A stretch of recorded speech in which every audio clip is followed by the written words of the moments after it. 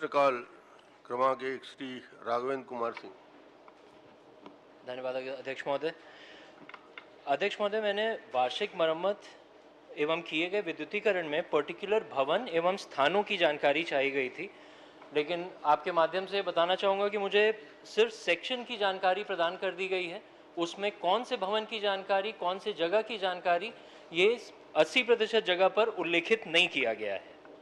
तो एक तो ये जवाब जो मैंने चाहा था, वो जवाब जो मैंने पूछा था, वो जवाब अध्यक्ष महोदय नहीं आया है।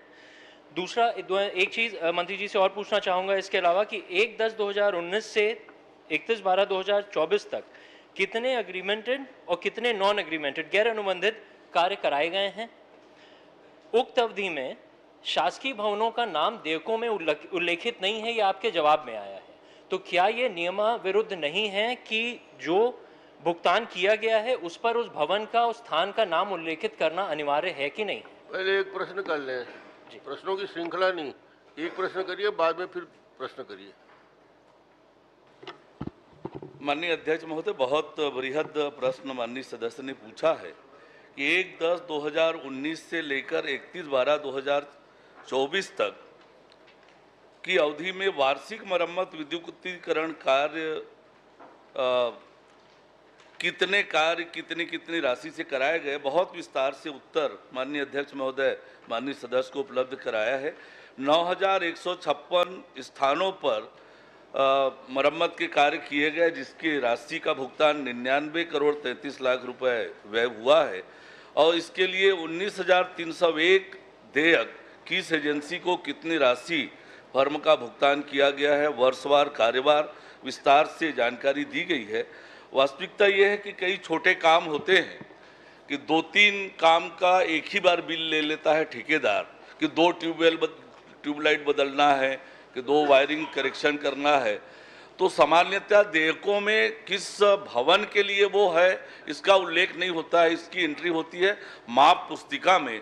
और जो दूसरा प्रश्न उत्तर चाहा है माननीय सदस्य ने कि कितने अनुबंधित और कितने गैर अनुबंधित, तो माननीय अध्यक्ष महोदय, मैं माननीय सदस्य को बताना चाहूँगा कि 2019-20 में अनुबंधित कार्य 170 हुए और गैर अनुबंधित 1378, 20-21 में 330 अनुबंधित कार्य हैं और गैर अनुबंधित 5345, 2021-22 में 375 अनुबंधित कार्यों की संख्या है और गैर अनुबंधित कार्यों की संख्या है 3398, 22-23 में अनुबंधित कार्यों की संख्या है 392 और गैर अनुबंधित कार्यों की संख्या है 2681, 23-24 में 773 अनुबंधित कार्य हैं और गैर अनुबंधित कार्य है 3366, 24-25 में अनुबंधित कार्य है 5,556 और गैर अनुबंधित है 537। कुल मिलाकर इस अवधि में अनुबंधित कार्यों की संख्या है 2596, जिसके लिए 67 करोड़ 6,713.3 करोड़ रुपए का भुगतान हुआ है। गैर अनुबंधित कार्यों की संख्या है 16,705। इसके लिए माननीय अध्यक्ष महोदय, अनुबंधित कार्यों की राशि 67 करोड़ 13,03,000 रुपए है और गैर अनुबंधित कार्यों की संख्या 16,705 है। इसके लिए 32 करोड़ 20 लाख रुपए का भुगतान किया गया है। कुल मिलाकर इस अवधि में 479 फर्मों को ये भुगतान और कार्य कराया गया है। अध्यक्ष महोदय, एक बहुत पॉइंटेड सवाल मैं मंत्री जी से पूछना चाहूँगा। क्या जब हम भुगतान करते हैं तो उसमें स्थान का नाम और कौन से भवन में हमने कार्य कराया है, क्या ये नियमावली में है कि उसका नाम उल्लेखित करना अनिवार्य है कि नहीं है? मैंने बहुत स्पष्ट रूप से माननीय अध्यक्ष महोदय बताया है कि सामान्यतः देयक में स्थान का उल्लेख नहीं होता, माप पुस्तिका में ये उल्लेख होना चाहिए, होता है। अध्यक्ष महोदय, जवाब में जो मैंने पूछा है उसमें सेक्शन का नाम उल्लेख है, जगह और भवन का नाम उल्लेख नहीं किया गया है। मैं एक चीज़ और आपके संज्ञान में लाना चाहता हूँ। एक नोटिस इशू होता है जिसमें ये लिखा जाता है कि अगर जगह का भवनों का नाम उल्लेखित नहीं किया गया है तो सभी देवकों को फर्जी माना जाएगा। ये नोटिस आपके डिपार्टमेंट ने 23/10/2023 को इशू किया है। उसके बाद जब आरटीआई लगाई जाती है अध्यक्ष महोदय, तो आरटीआई में भी ये जवाब आता है कि कौन सा भवन और कौन सा स्थान है, ये हमारे पास जानकारी निरंक है। ये आरटीआई में आपके यहाँ से जवाब आता है। उसके बाद अभी 5/3/2025 को एक गाइडलाइन इशू होती है जिसमें यह लिखा गया है कि ये देखा गया है कि विद्युत यात्रिकी खंड द्वारा बहुआयत संख्या में स्वीकृति के बिना अनुबंध संपादित किए जाते हैं। उनकी गहन समीक्षा अधीक्षण अभियंता स्वयं करें। मरम्मत कार्य मद में भुगतान पूर्व संबंधित प्रशासकीय विभाग को नियमित रूप से देयक भुगतान के पूर्व सूचना दी जाए एवं किन किन भवनों में क्या क्या कार्य संपादित हुआ है उसका उल्लेख कर सर्व संबंधितों को सूचना अवश्य दी जाए। मंत्री जी, लगभग 100 करोड़ का मामला है। जैसा आपने बताया 105 का उसका बजट है, लगभग 100 करोड़ का मामला है और ना आरटीआई में ना विधानसभा में अध्यक्ष महोदय ये जानकारी दी जा रही है कि वो पैसा कौन से भवन में और कौन से स्थान पर खर्च किया गया है। ना आरटीआई में जानकारी, ना विधानसभा के पटल पर जानकारी। तो ये गंभीर विषय है अध्यक्ष महोदय, इस पर संज्ञान लेना चाहिए और इसकी भौतिक सत्यापन क्यों होना चाहिए। एक भी जानकारी नहीं प्रदान की जा रही है। माननीय अध्यक्ष महोदय, शासकीय पैसे का दुरुपयोग न हो इसलिए समय समय पर अधिकारियों द्वारा आवश्यक निर्देश दिए जाते हैं। माननीय सदस्य को स्पेसिफिक किसी स्थान, किसी सब डिवीजन के बारे में कोई कंप्लेंट हो कि यहाँ पर इस प्रकार से फर्जी बिल का हरण हुआ है तो वो बताएं, निश्चित रूप से उस पर जांच करके कार्रवाई करेंगे। अध्यक्ष महोदय, इस पर मेरा आखिरी सवाल है। अध्यक्ष महोदय, इस पर मैंने एक सवाल ये भी लगाया था कि कितनी आपको शिकायतें पिछले 2 साल में प्राप्त हुई हैं और उसको हटा दिया गया। वह बड़ा समान सा सवाल था कि कितनी शिकायतें प्राप्त की, उस पर क्या जांच की गई है, वो सवाल भी हटा दिया गया है। चलिए नेताजी पूछ लीजिए। माननीय अध्यक्ष महोदय, ये थोड़ा विचित्र लग रहा है कि 100 करोड़ का आपने भुगतान कर दिया और उसमें भुगतान करने का जो स्थान है, किस स्थान के लिए भुगतान किया नहीं किया, संधारण स्थल का नाम आपने नहीं बताया। आप क्यों उसको छुपाना चाहते हैं ये समझ में नहीं आ रहा है। क्या बिना स्थान और बिना कार्य के ऐसे ही भुगतान कर देना अनियमितता के श्रेणी में नहीं आता? माननीय मंत्री जी बताएंगे। अगर नहीं आता तो फिर आप लोगों ने ये गाइडलाइन जो जारी किया है, जैसा कि विधायक जी ने कहा है, ये गाइडलाइन जारी करने की अभी मीन्स 5/3/25 को क्या जरूरत पड़ गई, ये माननीय मंत्री जी बताएंगे। माननीय अध्यक्ष महोदय, मैंने जैसे स्पष्ट किया कि शासकीय राशि का दुरुपयोग न हो इसलिए उच्च अधिकारी समय समय पर मार्गदर्शन देते हैं। और जैसे मैंने बताया कि सामान्यतः देयक में भवन का उल्लेख नहीं होता है, भवन का उल्लेख होना चाहिए माप पुस्तिका में। और इस तरह की कोई शिकायत है कि किसी स्थान पर, किसी सब डिवीजन, किसी एजेंसी को गलत ढंग से भुगतान हुआ है, ऐसी कोई जानकारी माननीय सदस्य को हो उपलब्ध कराएं तो निश्चित रूप से जांच होगी और कार्रवाई होगी। सरकार के एक भी पैसे को दुरुपयोग किसी को करने की अनुमति नहीं है। माननीय मंत्री जी, मैं आप पर कोई आरोप नहीं लगा रहा हूं, मगर इसमें बताया गया है कि एयर कंडीशन के रख रखाव में 2,66,000 खर्च हुए एयर कंडीशन के, जबकि 40-50 हज़ार में एयर कंडीशन आ जाता है। तो इस तरह की अनियमितताएं आपके प्रश्न में है। आप इसको अलग से अपने अधिकारी लोगों से पूछें कि जो 40-50 हज़ार के एयर कंडीशन है उसको 2,66,000 50 हज़ार में कैसे बनाते हैं, ये जरूर पूछिएगा ताकि हम लोगों को भी अगली बार आप संतुष्ट कर सकें। अध्यक्ष महोदय, सदस्यों को 1 मिनट, इसी प्रश्न संदर्भित है कि इस प्रश्न का उत्तर लगभग 1,500 पृष्ठों में है। जो पूरा उत्तर दिया गया है वो 1,500 पृष्ठों में दिया गया है। मेरा सदस्यों से अनुरोध है कि आप कोशिश ये करें कि एक सीमित अवधि में और जो जानकारी चाहते हैं स्पेसिफिक विषय पे अपने विधानसभा या जिले के संबंध में, मगर जब इसकी व्यापकता पूरे प्रदेश में हो जाती है तो 1500 पेज का इसका जवाब आया है, रिप्लाई आया है।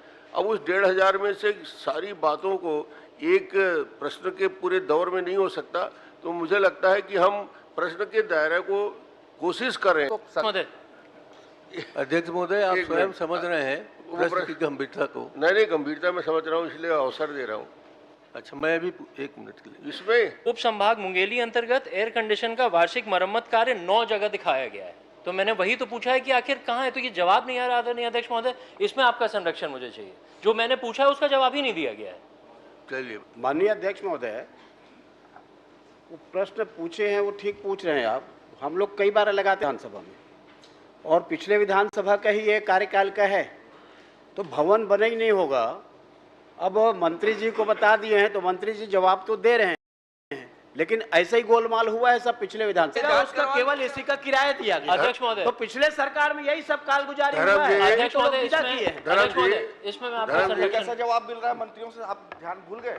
चलिए, बैठिए सब कुछ बैठिए आप बोल बैठिए। कुछ और रहे हैं। धर्म जी, मंत्री जी सक्षम हैं, उनको जवाब देने दें। की बात नहीं कर रहा हूं, जवाब मंत्री जी दे रहे हैं, लेकिन पिछले कार्यकाल में ऐसा ही हुआ है अध्यक्ष महोदय अब कि उसके एक एसी का रिपेयर का 10 एसी खरीद लोगे, लेकिन रिपेयर का पैसा ज्यादा। एक हाई मास्क का आप खरीद लोगे बाजार से, 10 हाई मास्क से उसका ज्यादा अभी किराया। आपने किया। यही हुआ है पिछले माननीय कार्यकाल। अध्यक्ष महोदय, प्रश्नकाल इतना महत्वपूर्ण है, मंत्री जी को जवाब दिया नहीं दिया जाए, चलिए, या तो वो फिर दे इनको रहे हैं। अधिकृत कर दिया जाए जवाब देने के लिए। ये अभी अपने आप लोग मंत्री समझाते। चलिए, ठीक है।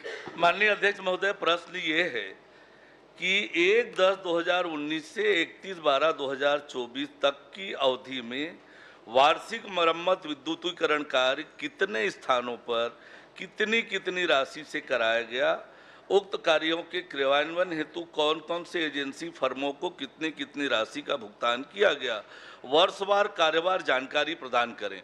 और माननीय अध्यक्ष महोदय, जैसे आपने बताया कि 1500 पृष्ठों की जानकारी है, एक एक चीज़ों की जानकारी माननीय सदस्य को उपलब्ध कराई है, और भी कोई जानकारी चाहिए तो निश्चित रूप से उपलब्ध माननीय करा सदस्य देंगे, को- ठीक। अध्यक्ष महोदय, प्रश्न- पॉइंटेड प्रश्न है मेरा। आपको उपलब्ध करा देंगे। प्रश्न क्रमांक 2, रोहित साहू जी।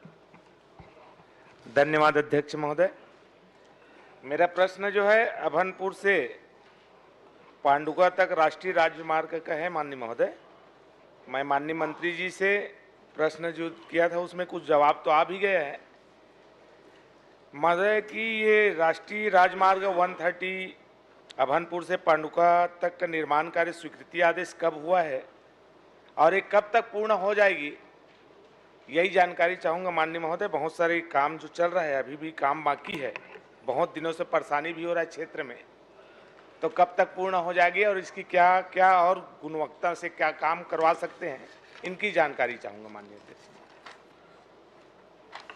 माननीय अध्यक्ष महोदय, राष्ट्रीय राजमार्ग संख्या 130C अभनपुर से पोंड प्रारंभिक रूप से ये पांडुका तक था, जिसकी लंबाई 40.38 किलोमीटर थी।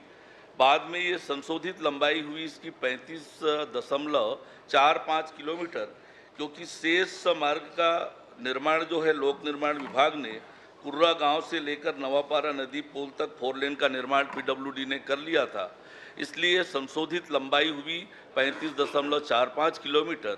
उक्त कार्य के 2 लेन पेव शोल्डर में पुल पुलियों सहित सड़क चौड़ीकरण निर्माण का कार्य 196.16 करोड़ की प्रशासकीय स्वीकृति सड़क परिवहन एवं राजमार्ग मंत्रालय नई दिल्ली से 22/12/2020 को प्रदान की गई।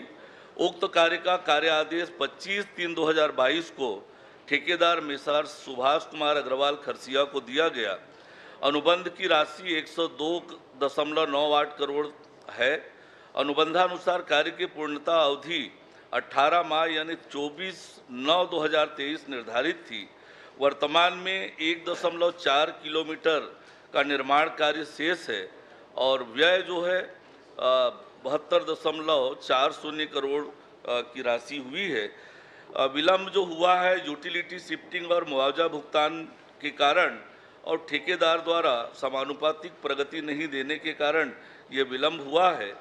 और इस जो पेनाल्टी लगनी है उसके एवज में 2.24 करोड़ रुपया ठेकेदार का रोक कर रखा गया है, और किसी तरह का वायलेशन होगा तो उस पर अंतिम भुगतान करते समय चलिए कार्रवाई अजय जी पूछ लीजिए।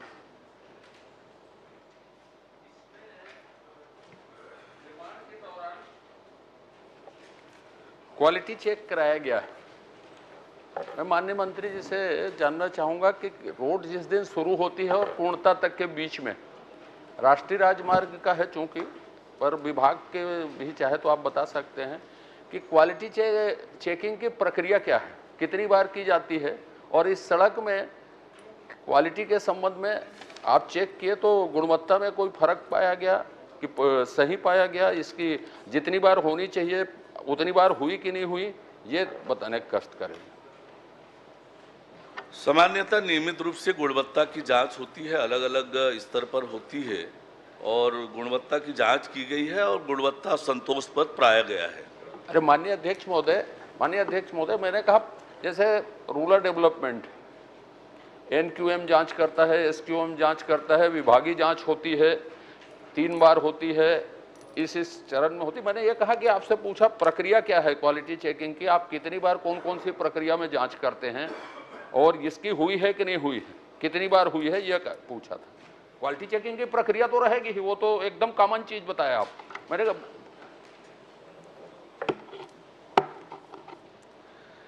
क्वालिटी चेकिंग की नियमित प्रक्रिया है, सब इंजीनियर होते हैं, वो नियमित चेक करते हैं, उसके ऊपर एसटीओ होते हैं, वो चेक करते हैं। और इस सड़क की जहाँ तक बात है, नियमित रूप से हुई है। डेट वाइज पूछेंगे माननीय सदस्य तो मैं उन्हें डेट उपलब्ध करा दूंगा। ठीक। श्रीमती उत्तरी गणपत जांगड़े जी।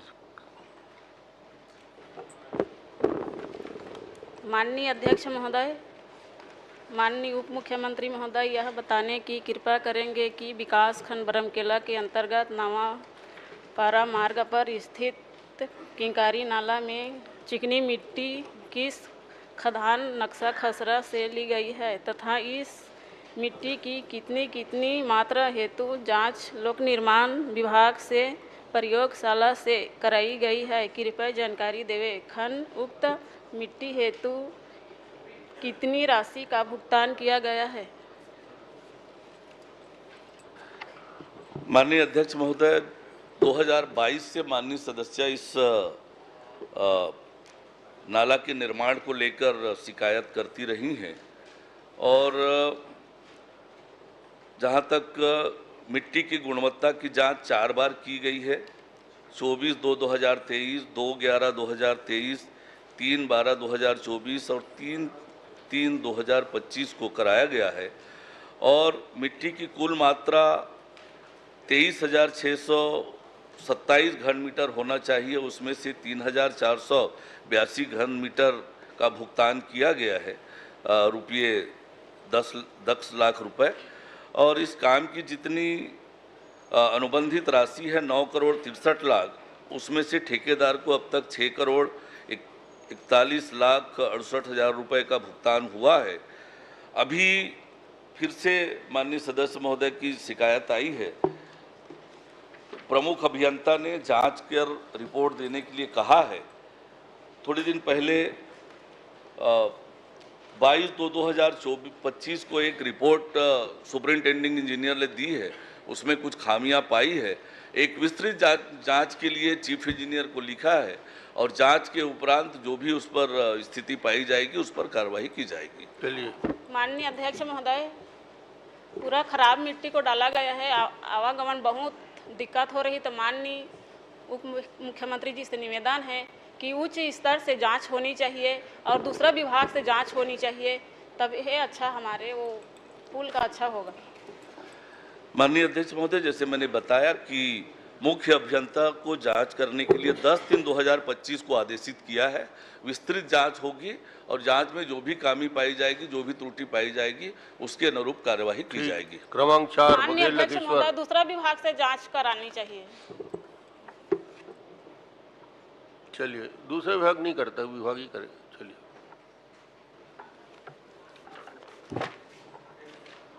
अध्यक्ष महोदय,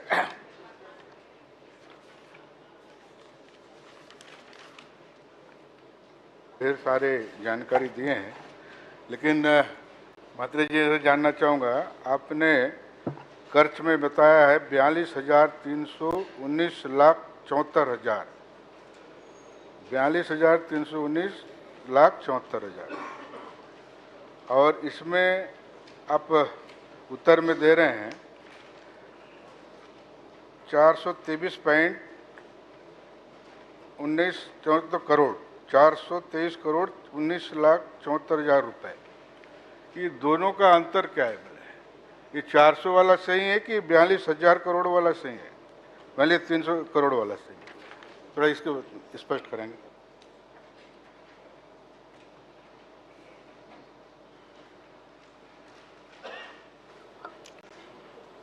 माननीय अध्यक्ष महोदय, माननीय सदस्य को 169 पेज का जानकारी उपलब्ध कराई गई है, और जो अंतर का पूछ रहे हैं उसमें अलग अलग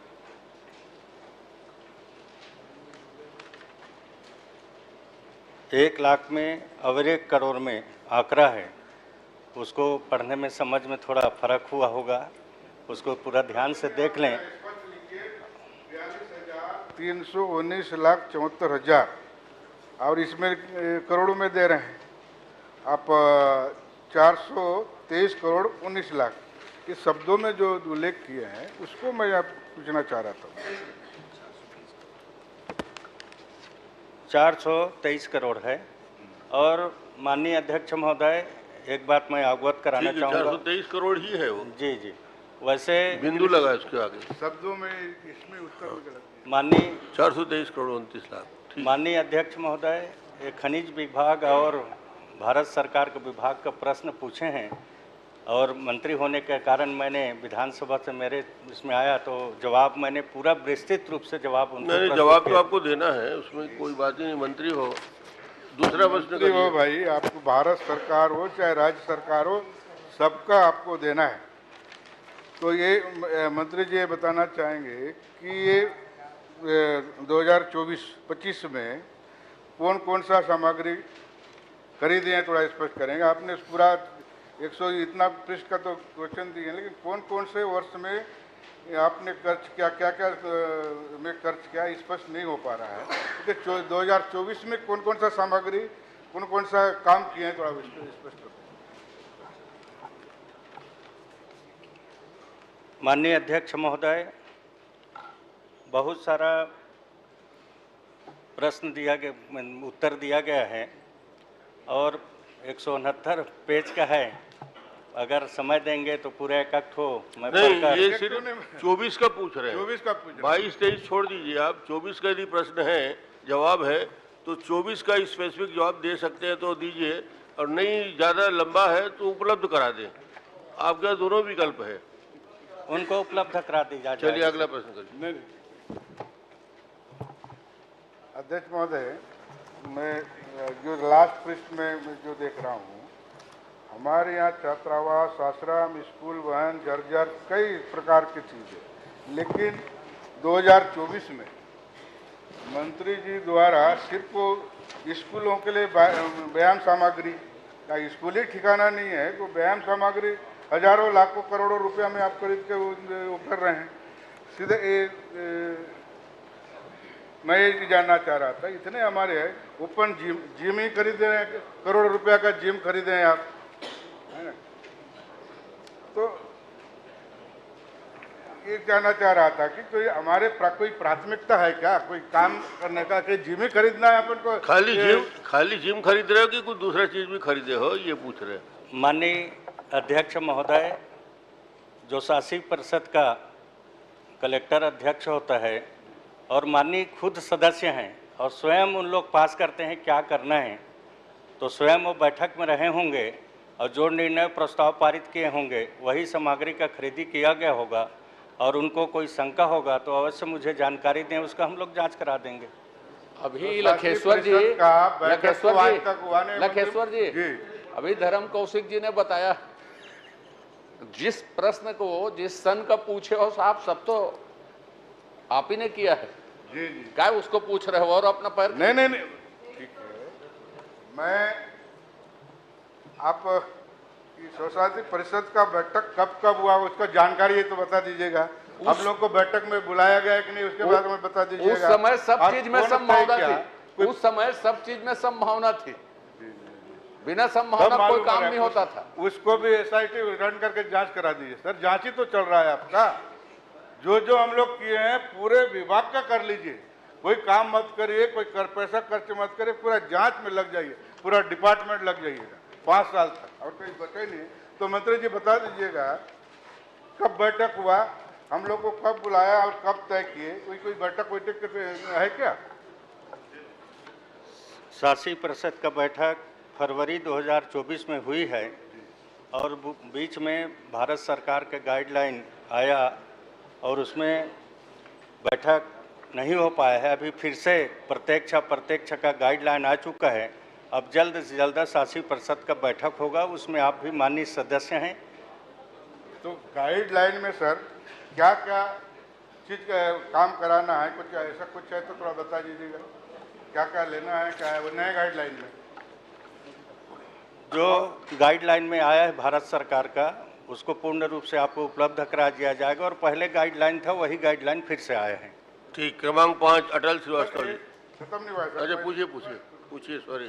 तो मंत्री जी ये आपका जो देख रहे हैं अपन, CSR मत का हो चाहे DMF फंड का मत हो, सिर्फ 2 विधानसभा में खर्च हुआ है। बिल्कुल बराबरी टक्कर है माननीय अध्यक्ष। चलने दो। टक्कर नहीं है सर, टक्कर नहीं है, थोड़ा जानकारी तो चाहिए। जैसा पिच है, जैसे बॉल टर्न हो रहा है वैसी बैटिंग हो रही है, उसमें आप काहे बीच में आते हो? जालबाज में मुचर सन बनने के इनका चलने दो ना। तो मंत्री जी ये बता दीजिएगा कोई DMF और CSR मत कोई दायरा है क्या कि कितना मतलब किलोमीटर के अंदर करना है, कुछ एक ही विधानसभा में करना है कि 2 ही विधानसभा में करना है?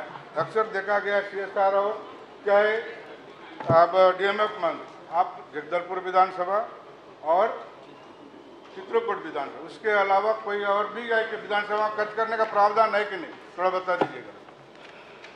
पुराने गाइडलाइन में प्रत्यक्ष गांव में करने का है और चूँकि माननीय सदस्य आप मेरे से जो प्रश्न पूछ रहे हैं, आप लोग स्वयं बैठ के निर्णय लिए हैं। उस शासी परिषद में विधायक सदस्य होते हैं और आप ही लोग निर्णय लिए हैं। जैसा आप लोग निर्णय लिए होंगे वैसा कार्यों का स्वीकृति हुआ है और आने वाला समय पर बैठक होगा तो निश्चित तौर पर आप बताएंगे, वो काम आपका भी उसमें जोड़ेंगे। अब सभी के सलाह मशविरा से जोड़ा जाता है और CSR मंथ का जो राशि चित्रकूट जगदलपुर में अधिक क्यों भी किया जा रहा है, इसको मैं बता रहा हूँ कि CSR मंथ का राशि उन क्षेत्र में व्यय की गई है जहाँ पर स्लरी पाइपलाइन NMDC ग्राम प्रभावित हैं। इन ग्राम में अधिकतम चित्रकूट और जगदलपुर विधानसभा आते हैं। इस कारण से CSR मंथ का काम पर्याप्त हो गया। अटल श्रीवास्तव हो गया। स्ट्रीट प्लांट मेरे विधानसभा में 3 किलोमीटर दूरी है ना, 8 किलोमीटर की दूरी है, मुझसे लगा हुआ है सब। उस गांव में 1 रुपया खर्च नहीं हुआ, लेकिन दूसरे वहां से 8-8, 10-10, 20-20 किलोमीटर में आप खर्च कर रहे हैं, लेकिन 3 किलोमीटर में नहीं कर रहे हैं।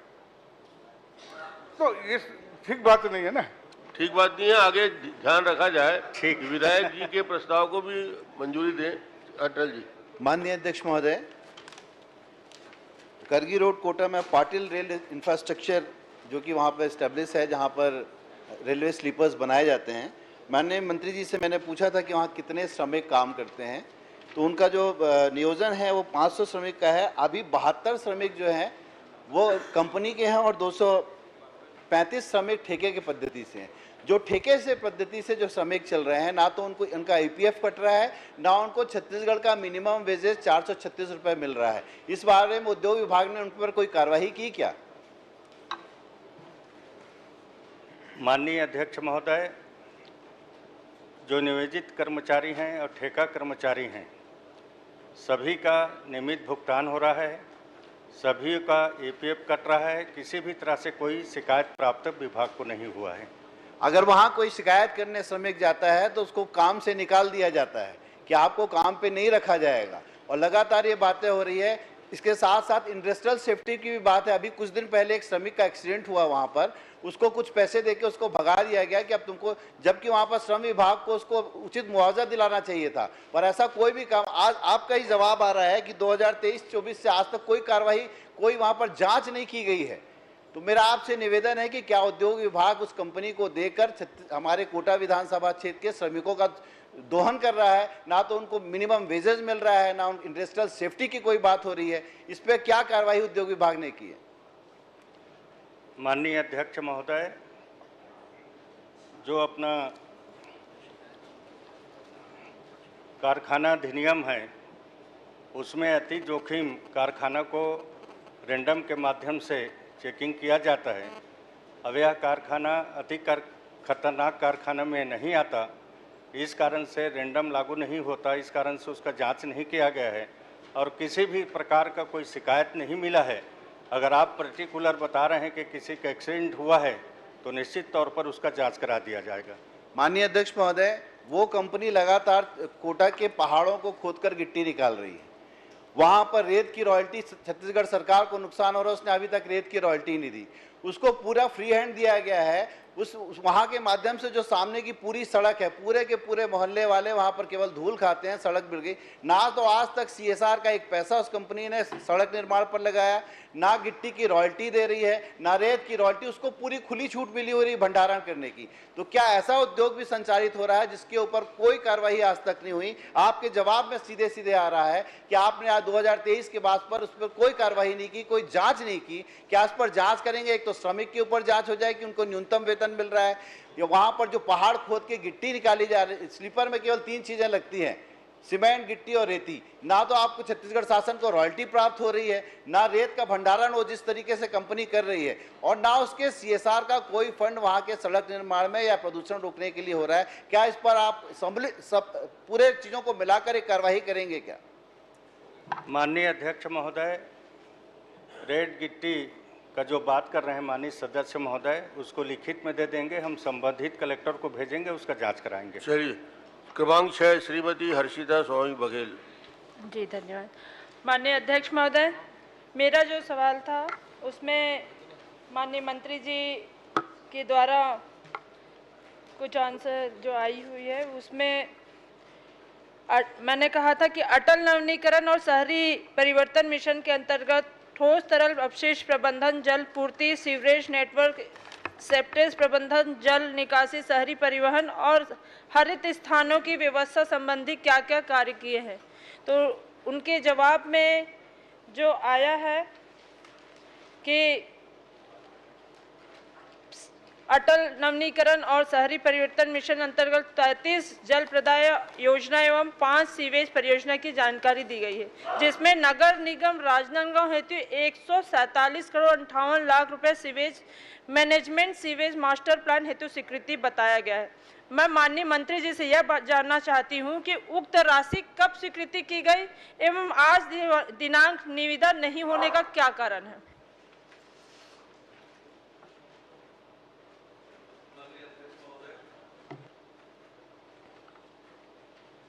अमृत मिशन योजना को 2 चरणों में संचालित किया जा रहा है।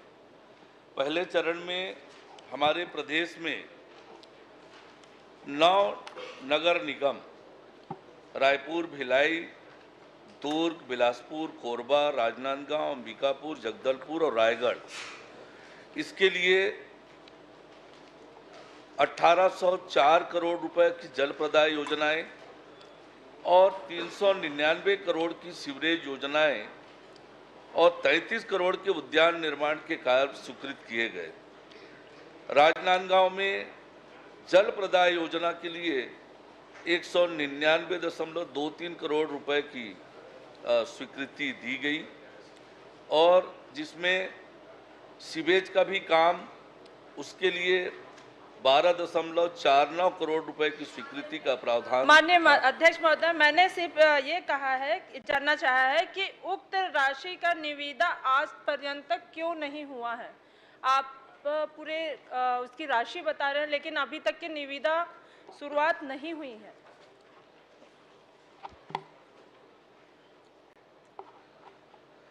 इस काम की प्रशासकीय स्वीकृति 10/10/2024 को प्राप्त हुई है।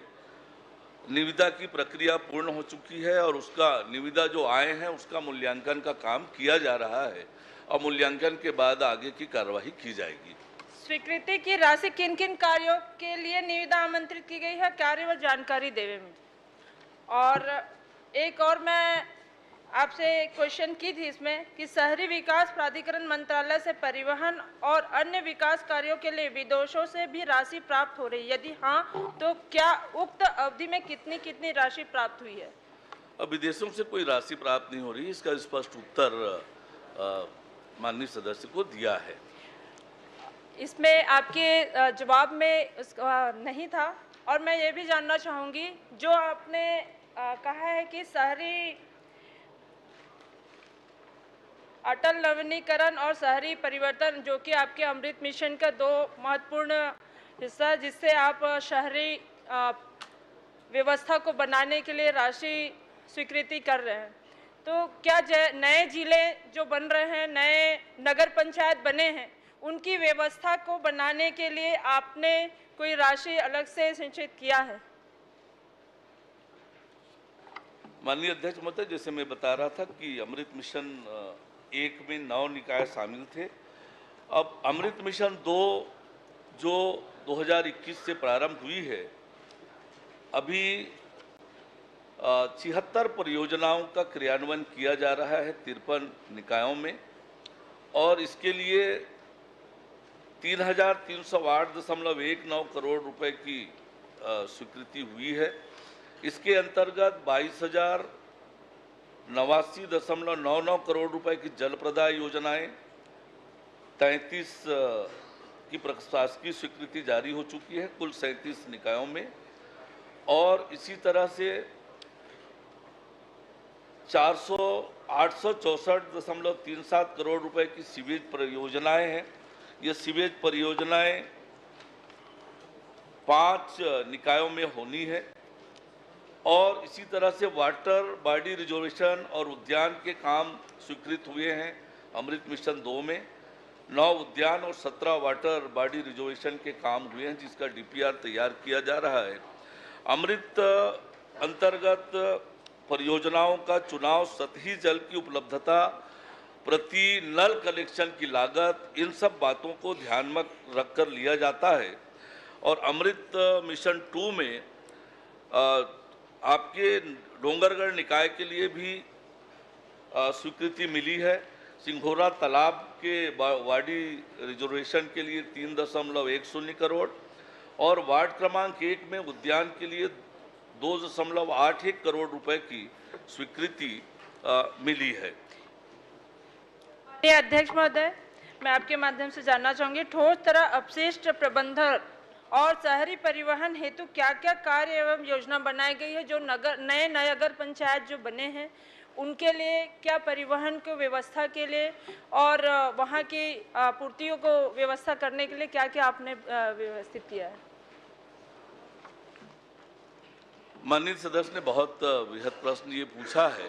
किस निकाय के बारे में वो जानना चाहती हैं वो बता देंगे तो चलिए उसको बता देंगे। मैं ये जानना चाहती हूँ, अभी नए नगर पंचायत बने हैं जहाँ पे अभी भी बस स्टॉप की समस्याएं हैं, कहीं पे जल आपूर्ति की समस्याएं हैं। वैसे ही मेरे ही विधानसभा डोंगरगढ़ विधानसभा में घूमकर नगर पंचायत बना है, वहाँ पे बस स्टॉप की समस्या बहुत अधिक है। तो मैं आपसे वही जानना चाहती हूँ, क्या ये सदन के माध्यम से आप घोषणा करना चाहेंगे?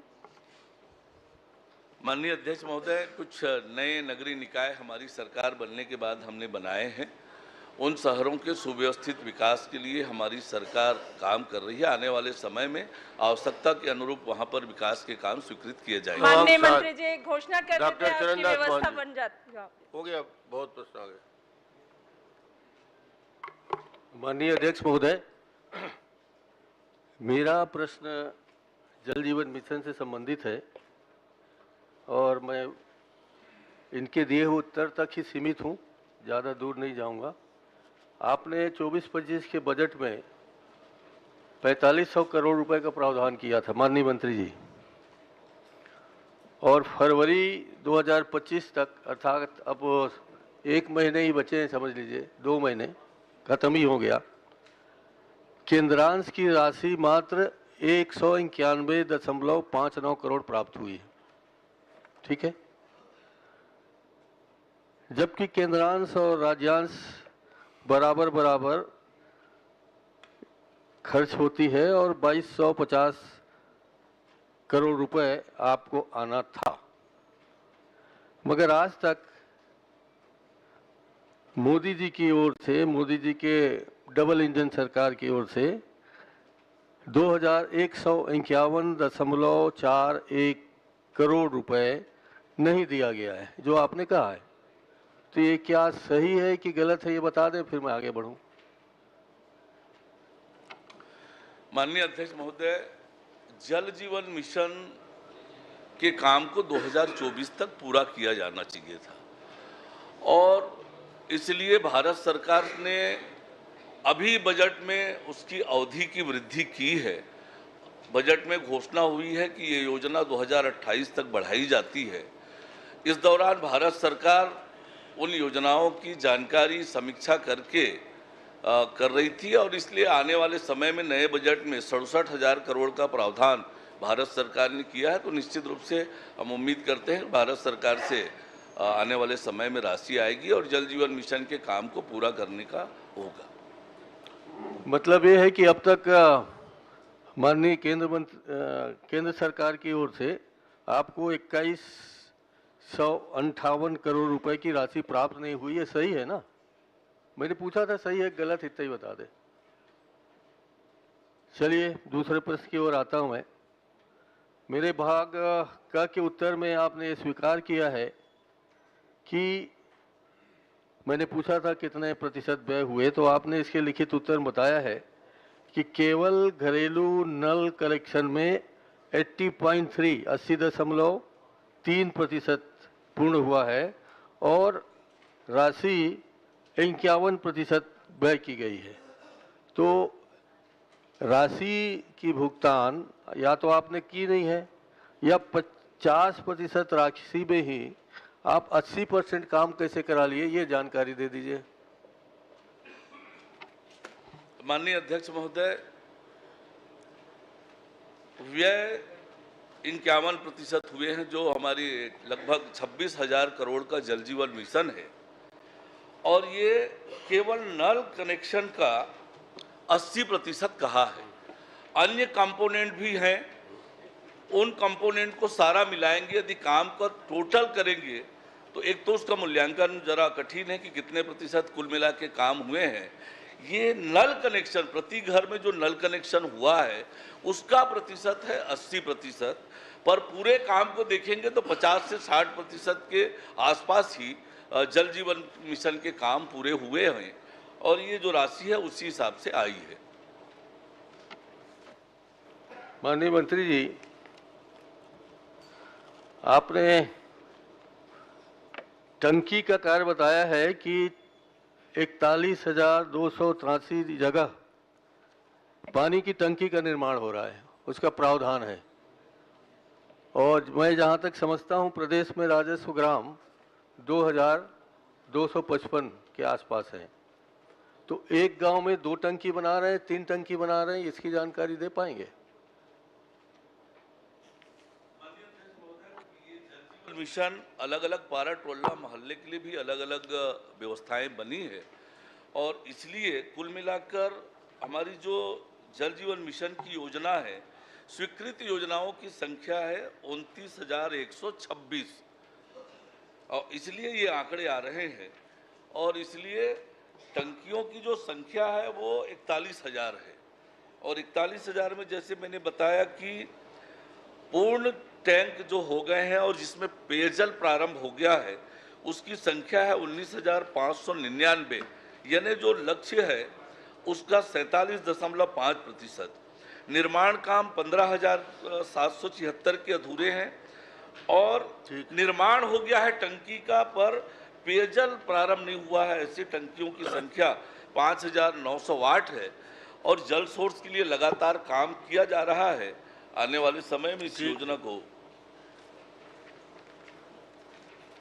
माननीय अध्यक्ष महोदय, आपने ये बताया है कि अंतिम प्रश्न केंद्रांश और राज्यांश मिलाकर योजना की कुल राशि 26,465 करोड़ और 74 लाख है। इसमें से अब तक कुल 13 करोड़ ही भुगतान हो पाए हैं, व्यय हो पाया है। तो बाकी आपके काम हो गए हैं और आप गांव में काम करने वालों को भुगतान नहीं कर रहे हैं, ऐसा प्रतीत होता है। तो मुझे स्पष्ट करें कि क्या ये सही है कि काम तो हो गए मगर लोगों को भुगतान नहीं मिल रहा है?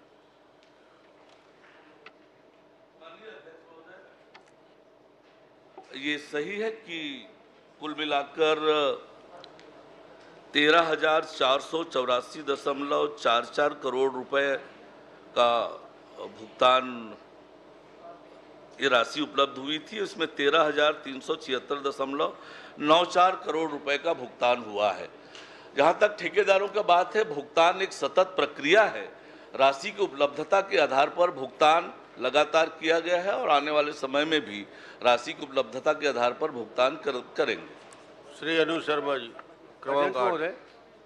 राशि का भुगतान नहीं होने के कारण ठेकेदार काम नहीं कर रहे हैं और यहाँ काम नहीं होने से प्रगति लगभग शून्य तो नहीं कहूँगा, चल रहा है प्रगति जैसा चलना चाहिए विभाग में। और यही प्रगति देख के केंद्र सरकार आपको पैसे नहीं दे रही है और इस कारण पूरा छत्तीसगढ़ इस प्रगति को लेकर, मैं आप पर आरोप नहीं लगा रहा हूँ, आप चिंतित मत होइएगा, आपके विभाग की प्रगति, आपके विभाग का जो भुगतान करने का नियम है, कानून है, जैसा भी है आपने बनाया होगा या बना होगा पहले से, उसके कारण। अध्यक्ष जी, नेताजी ये तो पुराने कार्यकाल का ही है। मैं तो कह रहा हूँ ना, हमें क्या दिक्कत है पुराने? अभी डबल इंजन अभी की बात, लेकिन ये जितना भी कर्म है वो पुराने कार्यकाल के हैं, इसीलिए छत्तीसगढ़ की जनता भुगत रही है। माननीय नेताजी, उस समय तो कोई एक चीज का फैसला नहीं कर पाया अपन। कर्म नहीं, कार्य। राजेश जी एक मिनट। माननीय नेताजी, वो बाजू वाले की करने का फल सामने वाला भोग। देखिए इसमें आप लोग टाल मटोल मत करिए। सुन तो लीजिए, काम अभी चल रहा है, अभी पैसे भुगतान करना है, अभी आपकी सरकार है। जहाँ जहाँ संभावना तब तक आप 5 साल का नाम लेते रहेंगे भाई।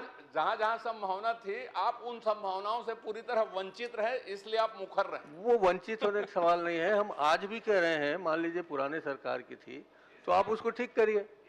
आप कब तक बचना चाहेंगे कि आपके समय का है सर, कि आपके सरकार का है, ये चलता रहेगा, ये ऐसा होगा? हम तो कह रहे हैं जांच करा लो ना भाई, अभी कराओ ना जी। आप माननीय पहले अभी आपको मौका मिला है, आप जांच कराइए। हम तो तान के खड़े हैं। आप दिशा निर्देश दे सकते थे वहां बैठ करके कि प्रदेश के हित का मामला है, माननीय मंत्री महोदय इसको ठीक करो। जैसे कभी कभी हमारे अध्यक्ष जी हमें निर्देश देते थे सबको।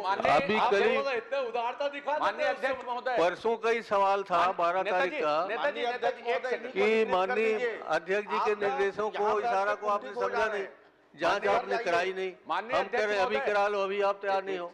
माननीय अध्यक्ष महोदय, 2 दिन हो गया, कल माने शुक्रवार के दिन और आज नेताजी पूरी गंभीरता से जांच की मांग कर रहे हैं। सरकार को उसको मानना चाहिए, नेताजी के आग्रह को। मैं भी आग्रह करता हूं कि जितनी जांच की मांग कर रहे हैं इतनी सदस्य तक साथ तो पूरा होना चाहिए। नेताजी की मांग को पूरा करने से सदन की हाइट बढ़ती है भाई, और आप सदन की हाइट बढ़ा रहे हैं। पहले तुम्हारे मांगना तो पूरा कर लो, इतने दिन करो यार, जुलूस निकालेंगे। पहले ओकरे मांगना पूरा कर लो।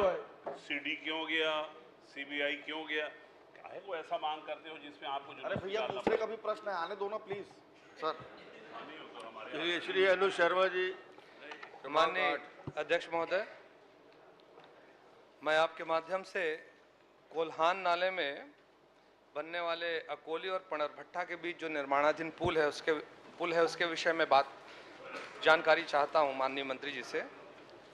माननीय मंत्री जी से मेरा आग्रह है कि अभी तक इस पुल के निर्माण में कितना भुगतान किया गया है और कब किया गया है? माननीय अध्यक्ष महोदय, कोल्हान नाले पर ग्राम अकोली एवं पंडरभट्टा के बीच में पुल निर्माण की स्वीकृति छत्तीसगढ़ शासन लोक निर्माण विभाग द्वारा 2/3/2023 को 5.62 करोड़ रुपए की दी गई। ठेकेदार मेसर्स निर्भय कंस्ट्रक्शन शिवपारा दुर्ग को 4 करोड़ 67 लाख रुपए में अनुबंधित करके कार्यादेश 10/3/2024 को जारी किया गया था। कार्य की पूर्णता अवधि 10 अप्रैल 2025 है। वर्तमान में तीन पियर तथा दोनों अबटमेंट के कार्य प्रगति पर है। लगभग 25% का कार्य ही पूर्ण हुआ है। डाउन स्ट्रीम नाले की ओर है। स्टाफ डैम में जल भराव होने के कारण कार्य में बाधा हुई थी। दिनांक 6/2/2025 को निचली सतह तक जल स्तर कम होने के पश्चात कार्य प्रगति पर है और जून 2025 तक करने की योजना है। माननीय अध्यक्ष जी, मैंने पॉइंटेड क्वेश्चन पूछा है, उनको कितना भुगतान और कब कब हुआ है? ठेकेदार को 86,85,000 रुपए का भुगतान हुआ है। माननीय मंत्री जी से जानना चाहूंगा कब हुआ है?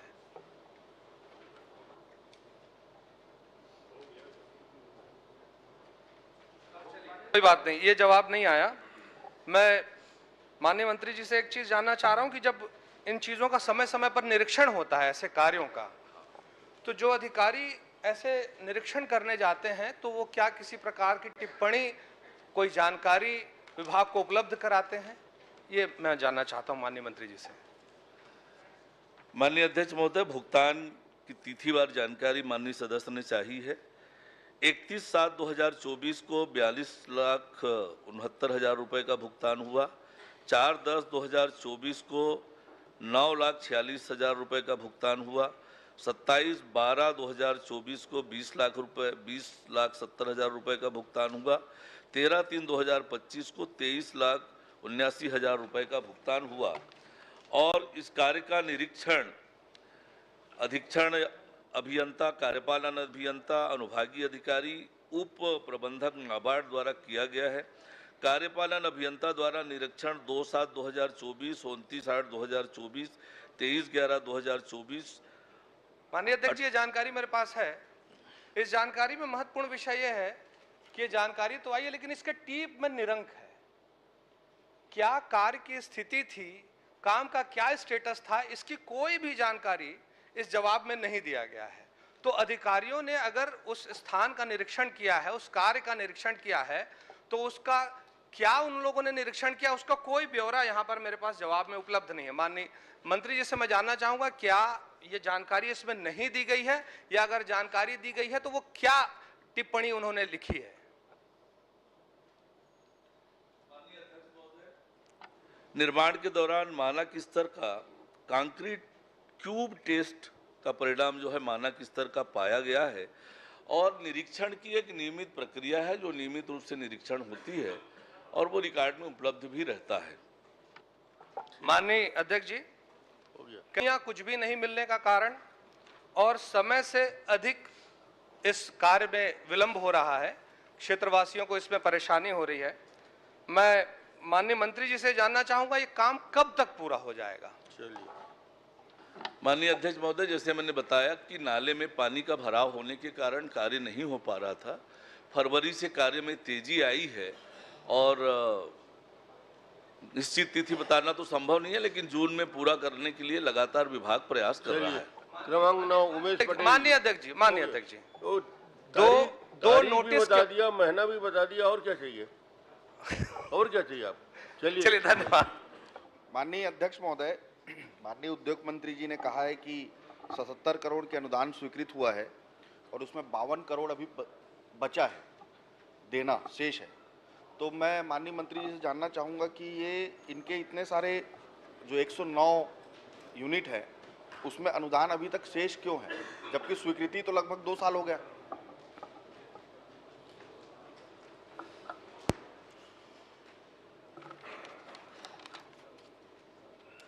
माननीय अध्यक्ष महोदय,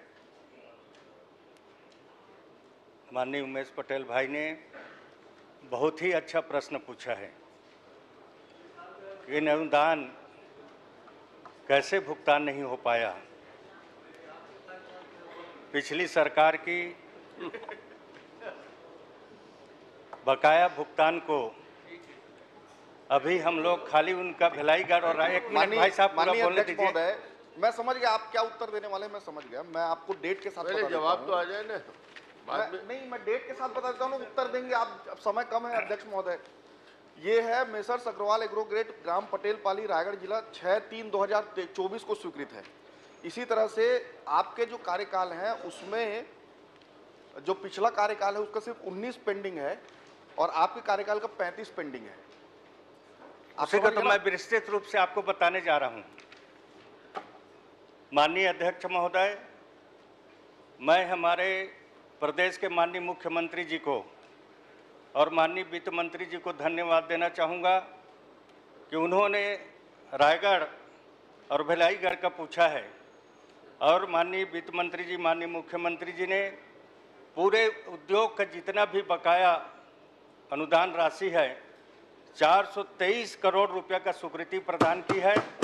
हम खाली रायगढ़ और भिलाईगढ़ के नहीं, पूरे प्रदेश के उद्योगपति को भी मार्च महीना के अंत तक भुगतान करने वाले हैं। बढ़िया। हाँ, स्वीकृत है। बजट आवंटन आपने करवा दिया इसका?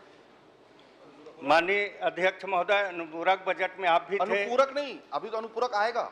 नहीं, अनुपूरक अभी जो आया था उसमें बजट में आ गया है। बजट में आ गया है, वित्त विभाग में स्वीकृति के लिए चल गया है और जल्दी जल्दी मार्च तक भुगतान करेंगे। अध्यक्ष महोदय, ये जो नई औद्योगिक नीति बनी है आपकी 24-30, उसमें धर्म जयगढ़ और लैलूंगा का किस श्रेणी को बदला गया है? क्या चीज बोले? इसीलिए थोड़ा माननीय अध्यक्ष महोदय, धर्म जयगढ़ और लैलूंगा की श्रेणी को बदला गया है कि नई उद्योग नीति में? माननीय अध्यक्ष महोदय, पुराने 2019-24 को उद्योग नीति में 1 करोड़ तक अनुदान सब्सिडी का प्रावधान किया गया था। अरे मैं आपको बोल रहा हूँ, जो नई उद्योग नीति बनी है 24-23, उसमें धर्म जयगढ़ और लैलूंगा के श्रेणी को आपने बदला है क्या? माननीय अध्यक्ष महोदय, संबंधित उसको नहीं पूछा गया है, अलग से मैं जानकारी दे दूंगा। चलिए ठीक। माननीय अध्यक्ष महोदय, औद्योगिक पूछ रहा हूँ, ये औद्योगिक नीति के अंतर्गत आएगा? आपको इसी अनुदान इसी के अंतर्गत आएगा, इसीलिए मैं पूछ रहा हूँ आपने। धर्म जयगढ़ और लैलूंगा की श्रेणी को क्या स से ब किया गया है, और यदि किया गया है तो क्यों किया गया है? कोई आधार रखा होगा ना आपने? नया उद्योग नीति में अलग से आपको जानकारी दे दूंगा मैं। चलिए। माननीय अध्यक्ष महोदय, ये जो दोनों ब्लॉक हमारे अति पिछड़ा है, और अगर दोनों ब्लॉक धर्म जयगढ़ और लैलूंगा अति पिछड़ा है, तो उनकी श्रेणी को आपने स से ब कर दिया, तो उनमें क्या बढ़ावा मिलेगा? आपके पुराने लिस्ट में भी देखिए, उसमें भी कोई उद्योग तो आया नहीं है वहां, तो वैसे उनकी श्रेणी बदलने की आवश्यकता नहीं थी। क्या आप उन्हें दिखवा कर फिर से वापस 100 श्रेणी में ला लेंगे? माननीय अध्यक्ष महोदय, 2024-2030 नवीन उद्योग नीति अभी लागू हम लोगों ने किया है और उसमें औद्योगिक विकास के आधार पर वर्गीकरण किया गया है। और इस बार हम लोगों ने सब्सिडी का प्रावधान को भी 1 करोड़ से 5.5 करोड़ रुपया कर दिया गया है। अनुदान के नहीं, दो ब्लॉक हैं धर्म जयगढ़ और लैलूंगा, वो स श्रेणी से ब श्रेणी हो गया है, उसको स करेंगे क्या? अब उसको देखवा के बात करेंगे। प्रश्नकाल समाप्त। आज श्री इंद्र साव सदस्य